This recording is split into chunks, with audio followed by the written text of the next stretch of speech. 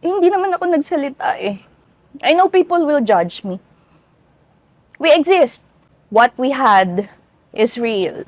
Me and my daughter exist. Frank Magalona, nilike ang isang post na tinawag si Abigail Rait na homewrecker at mistress. May patutsada nga ba?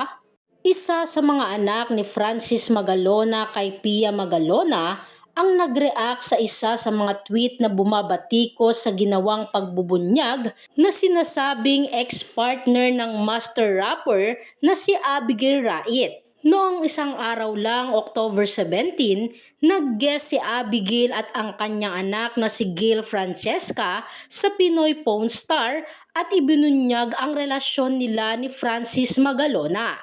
Sinabi rin niya na si Francesca ay anak niya kay Francis bago namatay ang artista.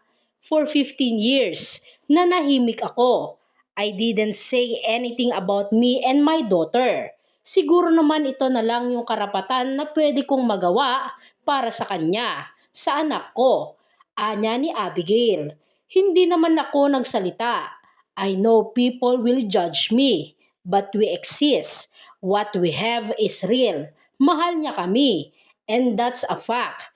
Anya pa. Ang revelasyon ay umani ng iba't ibang reaksyon mula sa mga netizens.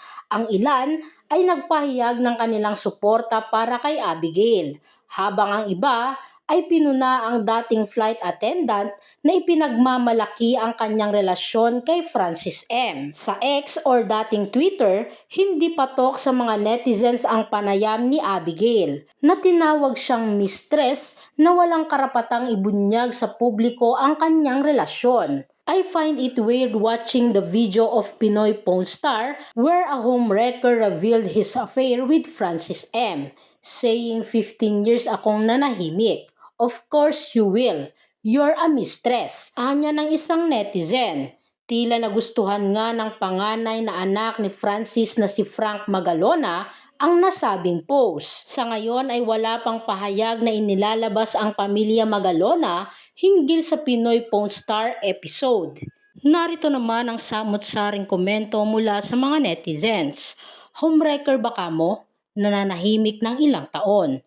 Paano masisira ang pamilya nyo wala na si Francis na pwedeng pag-agawan? Nirespeto niya ang tatay mo. Dapat irespeto mo rin sila.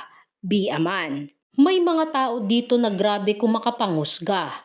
May mga pictures silang nagpapatunay na may relasyon silang dalawa ni Francis Magalona. Bakit ba ang babae lagi ang sinisisi? Ginusto nilang dalawa.